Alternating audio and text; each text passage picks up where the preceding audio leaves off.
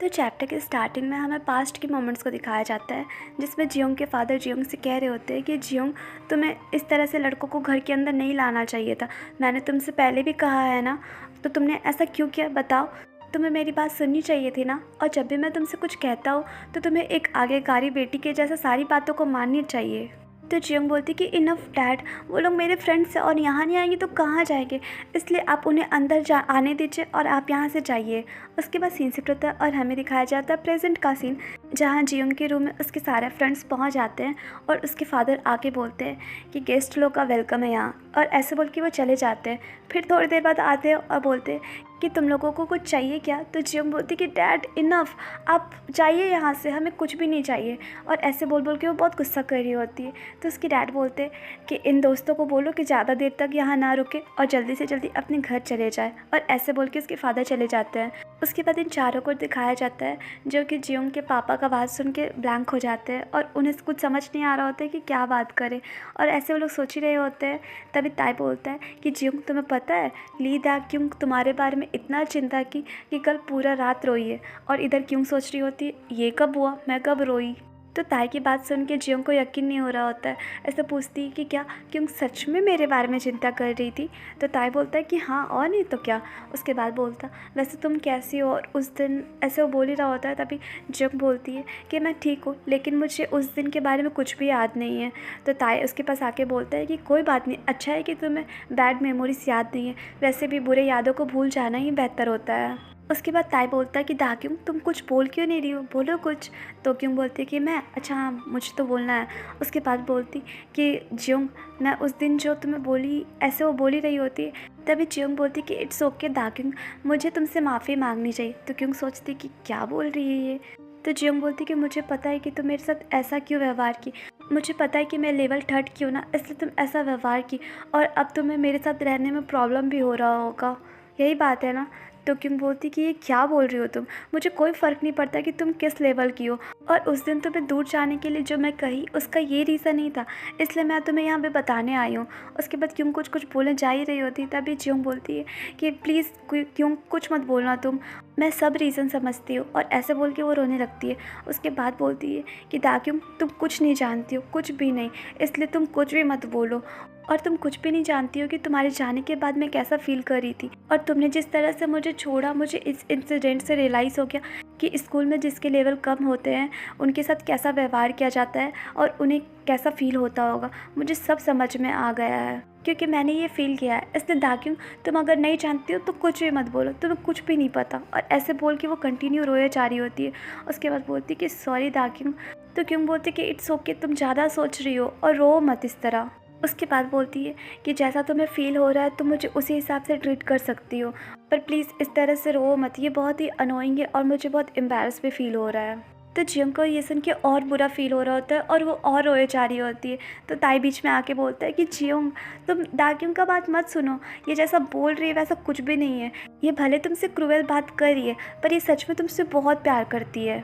और एक बार इसकी साइड देखो, क्या तुमको लगता है कि ये जो बोल रही थी वो पूरे दिल से बोल रही थी और सच बोल रही थी? नहीं ना, ऐसा नहीं ना, क्योंकि क्यों बहुत शाई है और वो इतना जल्दी अपना फीलिंग्स को नहीं बताएगी, इसलिए ये जो बोल रही है अभी उसके बारे में चिंता मत करो तुम। तो क्यों बोलती कि एनीवे, मैंने तुम्हें इसलिए उस दिन कहा था मेरे से दूर रहो क्योंकि मैं तुम्हारा परवाह करती हूँ और मैं नहीं चाहती हूँ कि तुम्हारे साथ कुछ भी बुरा हो मेरे कारण, इसलिए मैं सोच रही थी कि तुम एक अच्छा और पीसफुल लाइफ जियो, इसलिए मैंने तुमसे दूर रहने के लिए कहा। पर इसका मतलब ये नहीं था कि 3rd लेवल या 2nd लेवल या 1st लेवल के कारण मैं ऐसा की हूँ। मैं बस सारे बुरी चीज़ों से तुम्हें बचाना चाहती थी और मैं चाहती थी कि तुम एक नॉर्मल और प्रीसियस लाइफ जियो, बस। तो जियोंग ये सुन के खुशी से रोने लगती है और बोलती है कि तुम बहुत ही पागल हो दाक्योंग, तुम्हें ये चीज़ मुझे स्टार्टिंग में ही बता देना चाहिए था।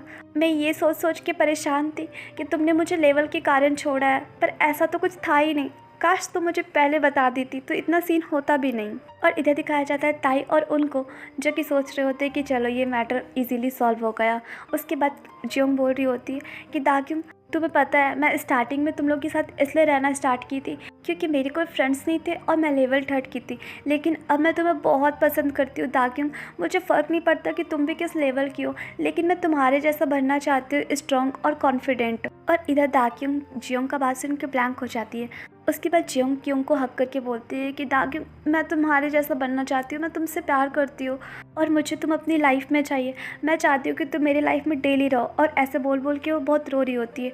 उसके बाद बोलती है कि तुम्हारे बिना इस ज़िंदगी का कोई महत्व नहीं दाग्युंग, मैं तुम्हारे लिए जीना चाहती हूँ, मैं तुम्हारे साथ रहना चाहती हूँ। तो क्योंकि उसकी बात से सुन सुन के शॉक्ड हो जा रही थी और सोचती है कि ये इतना इजीली मेरे से गिव अप नहीं करेगी, क्योंकि अब ये मेरी फ्रेंड बन गई है। उसके बाद सोचती कि इस तरह से मेरा जियोंग के साथ फिर से रिकन्सिलिएशन हो गया और हमारा जो करंट सिचुएशन है वो स्टार्टिंग पॉइंट पे आ गया, पर मुझे कोई रिग्रेट नहीं है। उसके बाद सीन शिफ्ट होता है और हमें दिखाया जाता है जियोंग को, जो कि क्योंग के पास एक ड्रेस ला के बोल रही होती है कि दाक्युंग चलो ना, ये ड्रेस पहनो ना, मैंने तुम्हारे लिए ड्रेस खरीद के लाया है। तो क्योंग को ये देख के बहुत गुस्सा आता है और बोलती है कि मैं ये ड्रेस नहीं पहनना चाहती, और मन में सोचती कि मुझे इसके साथ फिर से दोस्ती करना ही नहीं चाहिए था, मैं दोस्ती करके खुद ही अपने पैर पे कुल्हाड़ी मार ली हूँ। उसके बाद बोलती कि मैं तुम्हारे साथ बीच पे जाने के लिए रेडी हो गई थी, लेकिन मैं ऐसा वैसा कोई भी ड्रेस नहीं पहनूंगी। तो जियोंग बोलती है कि क्यों, इसमें क्या दिक्कत है, ये बहुत ही ब्यूटीफुल है और तुम पे ये बहुत ही सुंदर लगेगा, और तुम्हें पता है कि मैंने रिकन्सिलेशन के लिए ये स्पेशली ख़रीद के रखा था तुम्हारे लिए कि साथ में हम लोग बीच पे जाएंगे, प्लीज़ पहन लो ना, ये तुम पे अच्छा लगेगा। और देखो ये बिल्कुल नया है, इसका अभी तक टैग भी नहीं मैंने काटा, प्लीज़ जाके एक बार पहनो। उसके बाद सीन शिफ्ट होता है और हमें दिखाया जाता है ताई और उनको, जिसे रूम से बाहर निकाल दिया गया होता है, और ताई बोल रहा होता है कि मुझे लगता है कि ये लोग दोनों अंदर खूब मज़े कर रहे होंगे। तो उन बोलता है कि हाँ ब्रदर, और थैंक यू मेरे साथ यहाँ पे आने के लिए। तो ताई बोलता है कि थैंक यू मत बोलो ब्रदर, और वो लोग ऐसे बात करते करते आगे जा ही रहा होता है। तभी देखता है कि साइड में जियोंग के फादर बैठे हुए हैं, जिसको देख के वो लोग दोनों बहुत ज़्यादा डर जाता है और बोलता है कि बाप रे, इन्हें देख के तो मैं डर ही गया। उसके बाद बोलते हैं कि अंकल आप यहाँ क्यों बैठे हैं, और ऐसे बोल के अंकल के नज़दीक आ रहा होता है। तो देखता है कि अंकल रो रहे हैं, और इधर अंकल सोच रहे होते कि वाह, इनका फ्रेंडशिप कितना अच्छा है, जियोंग तुमने बहुत ही अच्छा दोस्त बनाया है अपने लाइफ में, मैं तुमसे बहुत ज़्यादा खुश हूँ। और इधर ताई और उन सोचते हैं कि ये क्यों रो रहे हैं। उसके बाद बोलते हैं कि अंकल क्या आप ठीक है। और वो लोग आपस में ऐसे बात कर ही रहे होते हैं, तभी किसी के चिल्लाने का आवाज़ आता है, जिसको सुन के तीनों को दौड़ने लगते हैं और सोचते हैं कि क्या हुआ है, इस टाइम किसी के चिल्लाने का आवाज़ आया है।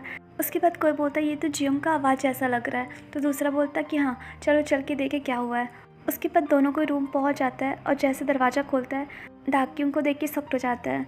और इधर दिखाया जाता है जियोंग को, जो कि बोल रही होती है कि दाक्युंग तुम्हारे बॉडी में इतने सारे किस चीज़ के निशान हैं।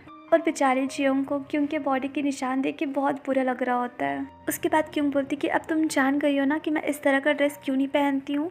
तो जियोंग बोलती कि लेकिन क्यों, तुम्हारी बॉडी पे इतने सारे निशान हैं, मुझे ऐसा लग रहा है जैसे तुम्हारे साथ किसी ने डोमेस्टिक वायलेंस किया है, मुझे इसी टाइम पुलिस को बुलाना पड़ेगा।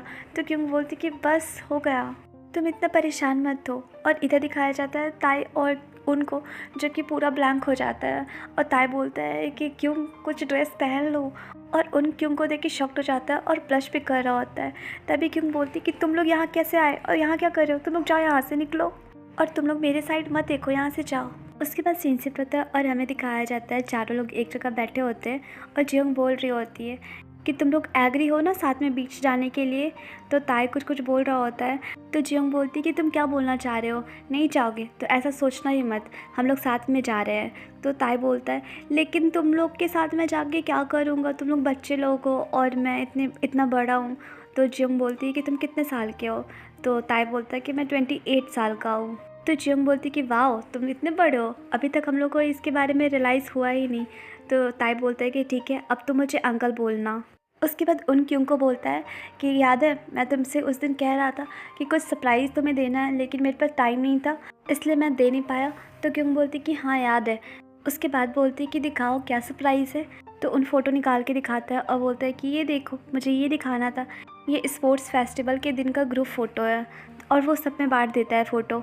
तो जियोंग बोलती कि वाह ये तो बड़ा ही प्यारा लग रहा है, मैं तो इस फ़ोटो के बारे में भूल ही गई थी। तो ताई बोलता है कि अच्छा मुझे भी ये फ़ोटो मिल गया, थैंक यू मेरे उन ब्रदर देने के लिए। उसके बाद क्यों बोलती कि तुम्हारा फ़ोटो कहाँ है। तो उन बोलता है कि मेरा फ़ोटो मेरे घर में है, और ये जो लास्ट फ़ोटो है वो जेयोंग का है। तो क्यों बोलती कि वाओ, तुम जेयूंग के लिए भी फ़ोटो रखे हो, ये तो बड़ा ही सरप्राइजिंग है। तो उन बोलता है कि हाँ, मैं अब जेयूंग के साथ अपना रिलेशनशिप सही करने का ट्राई कर रहा हूँ। तो क्यों बोलती कि ठीक है, ये फ़ोटो मुझे दो, मैं उसे जाकर दे दूँगी। तो उन फ़ोटो नहीं दे रहा होता है और बोलता है कि कोई ज़रूरत नहीं है, मैं खुद उसे जाकर दे दूँगा। तो क्यों बोलती कि नहीं, मुझे दो। और ऐसे दोनों को बोले जा रहे होते हैं। तो उधर से जियोंग बोलती कि अगर तुम लोग इसी तरह से करोगे तो ये फट जाएगा फ़ोटो। उसके बाद बोलती कि तुम लोग जब भी मिलते हो पता नहीं क्यों लड़ने लग जाते हो। उसके बाद क्यों किसी तरह से फ़ोटो ले ही लेती है उनसे और बोलती है कि तुम बड़े ज़िद्दी हो, अगर पहले ही दे देते तो ऐसा नहीं करना पड़ता ना, वैसे फ़ोटो देखो फटने ही वाला था। उसके बाद जियोंग बोलती कि ठीक है, अब पक्का हो गया है कि हम लोग नेक्स्ट वीकेंड बीच पे जाएंगे और नेक्स्ट सैटरडे को, ठीक है। तो ताई बोलता है कि सैटरडे। तो जियोंग बोलती कि आपको कुछ नहीं बोलना है, आप भी आ रहे हो अंकल, समझ गए। और ये लोग आपस में बात कर ही रहे होते हैं, तभी हमें क्यों को दिखाया जाता है जिसके फ़ोन पे ली जे-ह्यूंग का मैसेज आया होता है। तो गाइस, ये चैप्टर यहीं पे एंड हुआ और आप लोग मुझे कमेंट करके ज़रूर बताइएगा कि अब आपको ये स्टोरी कैसी लग रही है। और प्लीज़ चैनल को लाइक शेयर एंड सब्सक्राइब कीजिए। Bye bye.